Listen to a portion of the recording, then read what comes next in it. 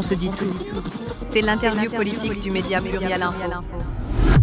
Coralie Mention, on peut le dire comme ça, tous les habitants de la métropole vous connaissent pour votre engagement et on peut l'affirmer aussi pour votre authenticité. Vous défendez l'écologie politique, vous êtes conseillère municipale de Montpellier et conseillère métropolitaine. Vous avez été vice-présidente chargée, alors là on y va, de l'aménagement durable du territoire, de l'urbanisme opérationnel et de la maîtrise foncière au sein de cette métropole. Et puis, patatrac, vous sentez l'arnaque, vous quittez la majorité de Mickaël Delafosse. Alors, vous le savez, on se dit tout. Hein. Qu'est-ce qui vous a mis la puce à l'oreille et où est le bug chez les socialistes en matière d'écologie ? Les socialistes ne sont pas écologistes. Hein. Clairement, ils sont dans un vieux logiciel. Ils n'ont pas revu leur modèle et ils sont toujours dans ce modèle productiviste, toujours de croissance, alors qu'il faut tendre vers la sobriété, puisque maintenant, on le sait, il y a des limites planétaires, il y a un déclin de la biodiversité et donc nos politiques publiques doivent prendre en compte ces facteurs-là. Et force est de constater, et je l'ai vu en début de mandat, c'est que les socialistes font fi de toutes les études scientifiques, tous les faits réels, concrets, parce que ça ne rentre pas dans leur logiciel. Donc ils le mettent sous le tapis et ils continuent dans leur vieux modèle productiviste, ce qui ne peut plus être accepté. On le voit ces derniers jours, avec des températures de 36, 37, 38 degrés, peut-être 40 degrés à certains endroits. On le voit, on le ressent, on est en plein dérèglement climatique, c'est plus une projection future, on l'est maintenant, on le ressent et pourtant on continue dans ce modèle, on ne le questionne pas et c'est ça qui est choquant, c'est qu'on se dit mais avec de telles températures qu'on subit à l'heure actuelle, ils vont ouvrir les yeux, ils vont se réveiller. Eh bien non, parce que ça ne colle pas dans leur modèle, qu'ils n'arrivent pas à se re-questionner dans leur manière de faire. Moi, je l'ai vu en début de mandat. Moi, j'espérais qu'on arriverait à faire une acculturation qui comprenne un peu ce que c'est qu'une politique écologiste. Mais en fait, ça fait tellement longtemps qu'ils sont aux manettes que pour eux, c'est eux les sachants. C'est eux qui ont des choses à nous apprendre et ils ne se questionnent pas sur leur modèle. Alors justement, vous avez un bilan personnel à nous partager sur l'aménagement durable et l'urbanisme opérationnel. Qu'est-ce que vous n'avez pas pu faire d'opérationnel dans cette majorité ? Je n'ai pas pu stopper toute l'extension urbaine qui est prévue dans le PLUI. Alors c'est vrai qu'il y a eu des avancées en début de mandat, c'est pour ça que je suis restée 2 ans, mais on a réussi à obtenir des choses à l'entre-deux tours, comme l'agri-parc des Bouisses ou le parc des Arceaux. Tout le monde oublie. Avant, c'était un parking, maintenant il est en travaux pour faire en partie un parc. Au premier tour, Mickaël Delafosse avait prévu d'en faire un parking souterrain. Donc ça, pareil, c'est quelque chose qu'ont obtenu les écologistes, c'est de transformer ce parking en parc.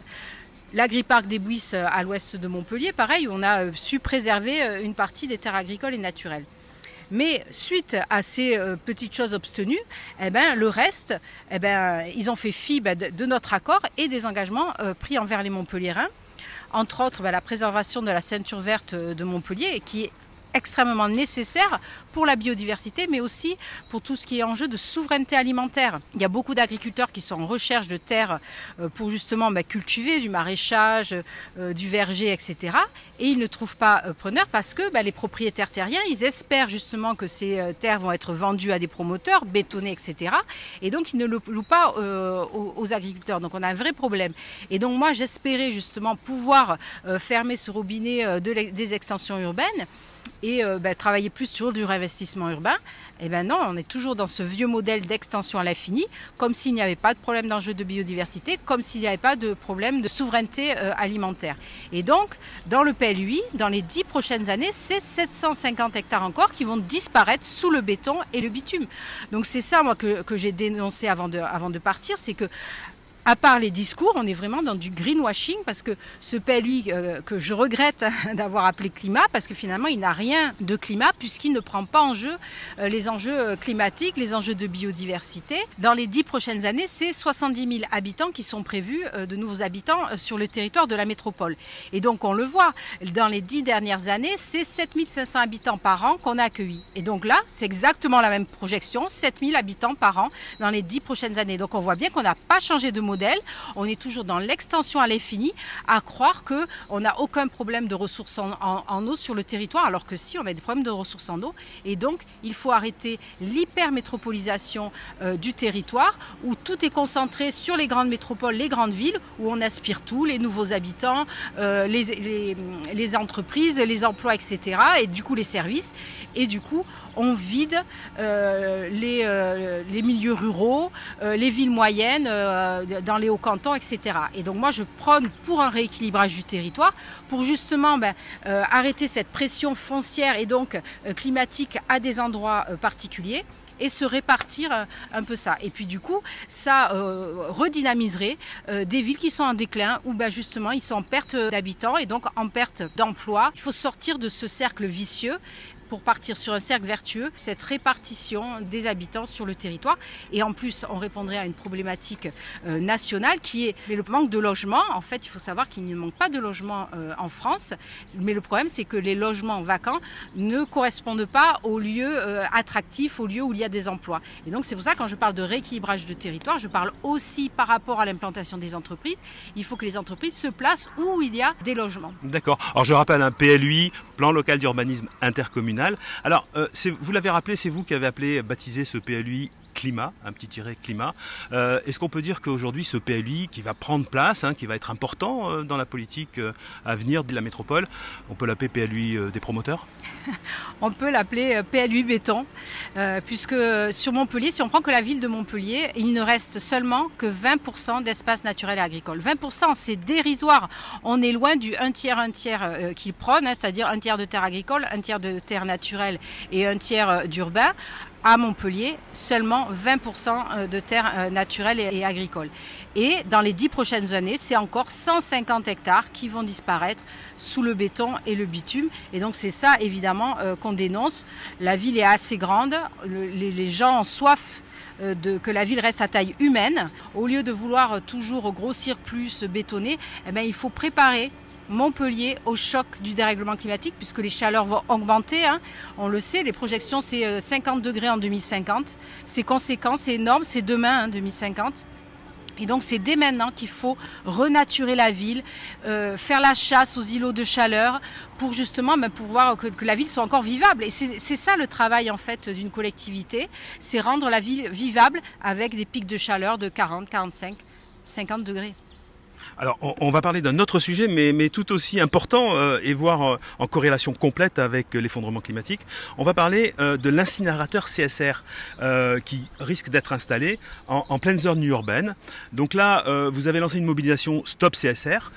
Pourtant, René Revol, en se voulant rassurant, est presque devenu inquiétant. Alors, je vais le citer. Il dit ceci dans les colonnes d'un journal: « Le contrôle des fumées est pour nous essentiel. Il faudra être très vigilant à la qualité des filtres. Nous avons demandé, je le cite toujours, aux entreprises d'être 10 fois plus exigeantes sur la filtration. » Alors moi j'ai une question, pourquoi 10 fois plus? Pourquoi pas 9 fois plus, ou 11 fois plus, ou 1000 fois plus?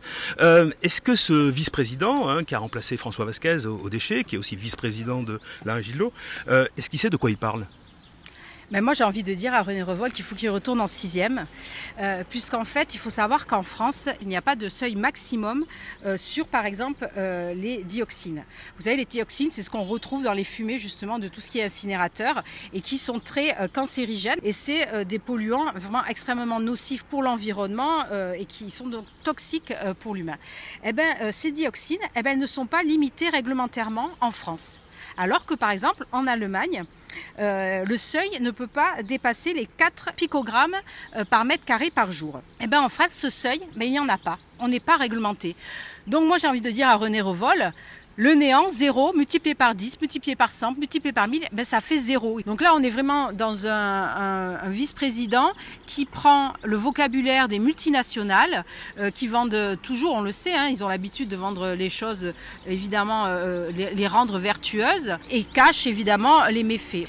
C'est nous, responsables, élus, qui devons dénoncer ça. On ne doit pas être les VRP des industriels. Et là, malheureusement, René Revol fait le VRP des industriels. Donc nous, on dénonce évidemment cet incinérateur qui va avoir un impact considérable sur la santé des habitants.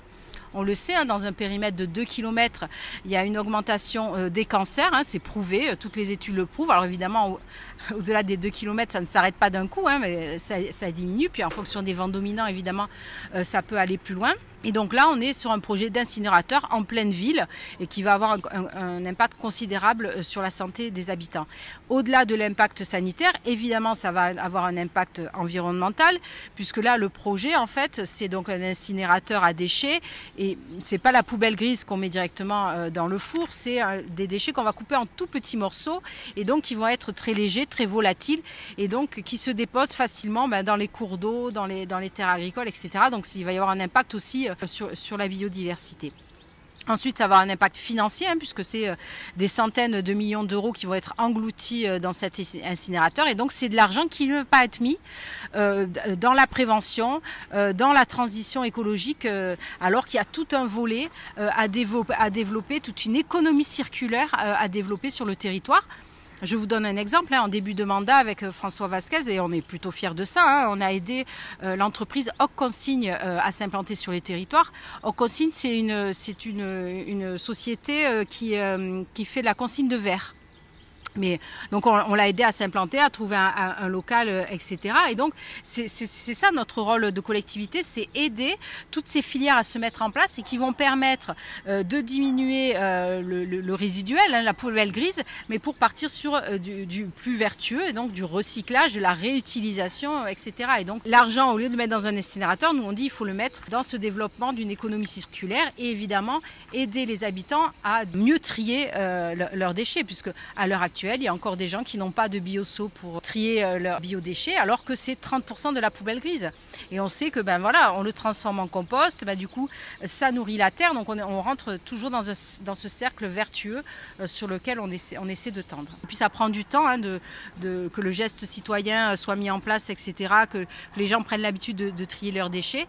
Donc il y a toute une trajectoire à prendre, et donc en attendant, qu'est-ce qu'on fait de ces déchets? Mais il faut savoir qu'on a 2 incinérateurs sur le territoire, et donc moi j'aime bien comparer ce qui se fait sur les autres métropoles. Et donc je vais vous donner, je ne vais pas noyer avec des chiffres, mais je vais quand même vous donner 2 chiffres. La métropole de Lyon, c'est 1,4 million d'habitants. Et sur leur territoire, ils ont 2 incinérateurs d'une capacité totale de 300 000 tonnes.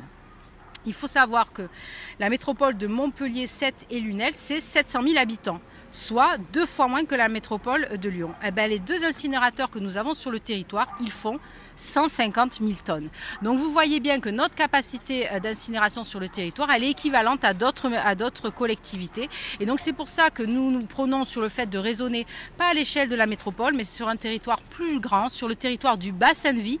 Et on voit que si on raisonne à l'échelle de bassin de vie, nous avons des solutions pour tous nos déchets, que ce soit les biodéchets, les déchets de la poubelle jaune, le carton, le papier, etc. ou le résiduel de la poubelle grise qui, en effet, il faudra éliminer. Pour revenir aussi, alors PLUI, on va parler PLUI, CSR, il y a une espèce d'urgence là, il y a des solutions à trouver, mais est-ce qu'on peut parler d'irresponsabilité de la majorité actuelle métropolitaine, ou est-ce que c'est vous qui en faites un peu trop ?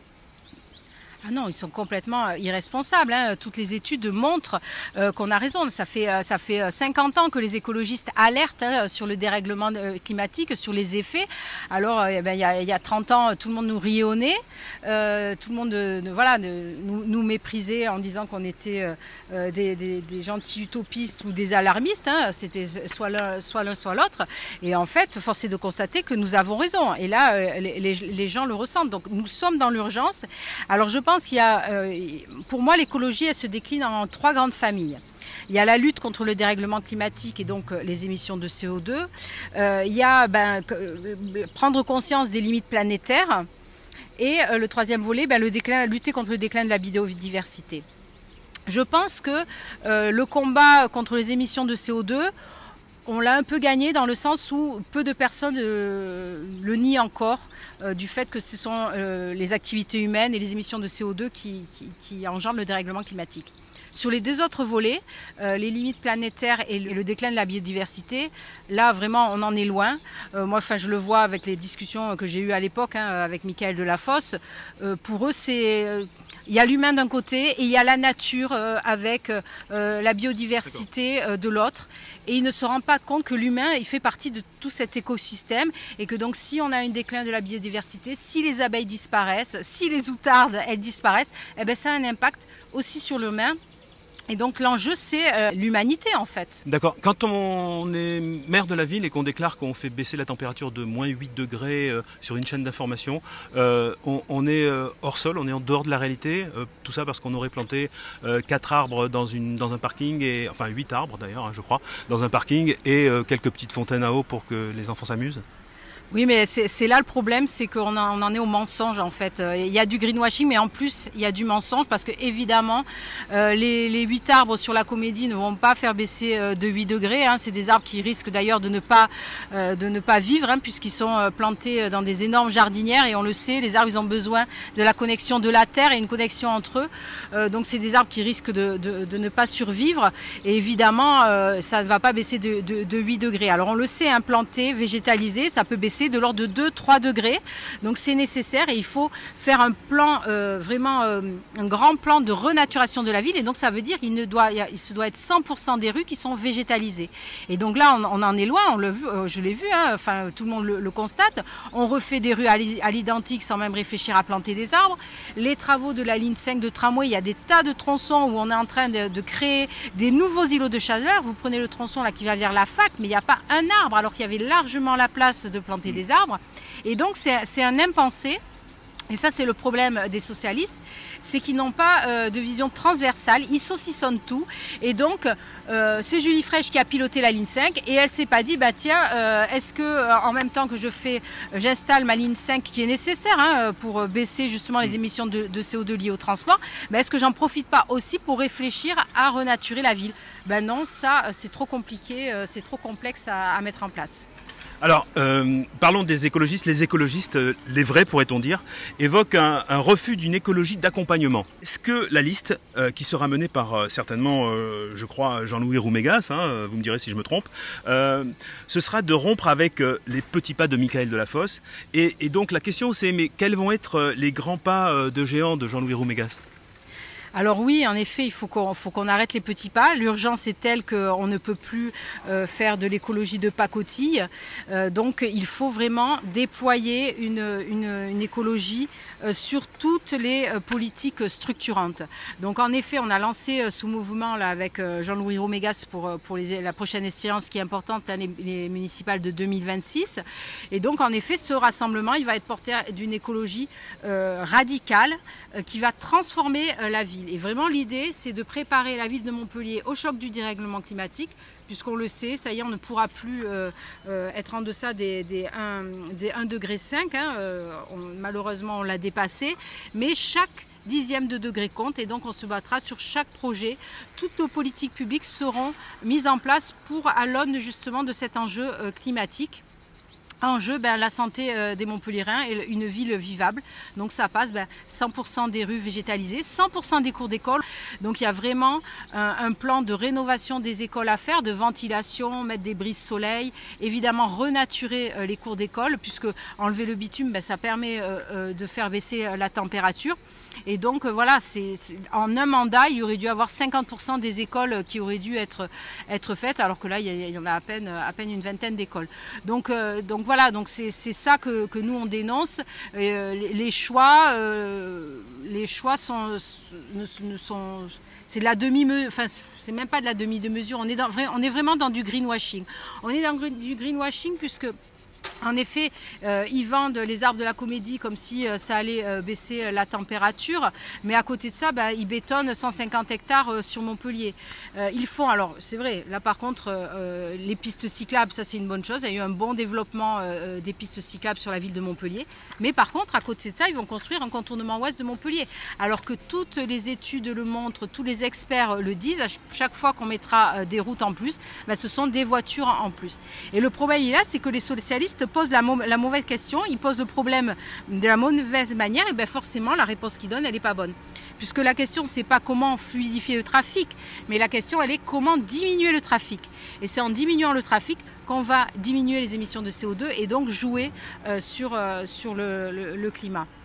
Et donc évidemment, la solution elle n'est pas dans le contournement ouest de Montpellier, la solution elle est dans le déploiement des alternatives à la voiture, le ferré, puisque ça c'est un impensé aussi, c'est ce que je dénonce. Julie Fraîche et Michael Delafosse n'ont absolument pas travaillé avec la SNCF pour redéployer une vraie étoile ferroviaire autour de Montpellier.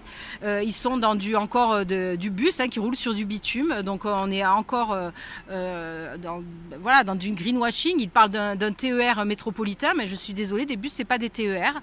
Il faut aller vers le ferré, il faut être dans le déploiement des pistes cyclables pour évidemment les distances un peu plus courtes. Et là, vraiment, on sera dans une vraie transition écologique. Alors, Coralie Mention, vous avez su dénoncer, débunker comme on dit maintenant, tous les dysfonctionnements de cette gouvernance socialiste. Est-ce qu'on peut dire que vous êtes un atout maître chez les écologistes pour la prochaine campagne électorale de 2026 en étant à l'intérieur, à l'extérieur aujourd'hui? Est-ce que vous avez une expertise qui va permettre de faire la différence? Oui, en effet, parce que du coup, j'ai une connaissance des dossiers, des dossiers en cours et des dossiers à venir. Et c'est vrai, on a vraiment une équipe qui se complète avec Jean-Louis Romégas. Et donc, vraiment, c'est ça qu'on va mettre en avant lors de la campagne. C'est vraiment une équipe, puisqu'on a des compétences diverses qui se complètent les unes les autres. On se nourrit mutuellement et on nourrit le projet qu'on va présenter à la rentrée au Montpelliérain. Coralie Mention, un dernier mot? Vivement 2026 pour qu'on ait une alternative à Michael Delafosse et qu'on ait une vraie équipe aux manettes de la ville de Montpellier, une équipe écologiste, sociale et citoyenne.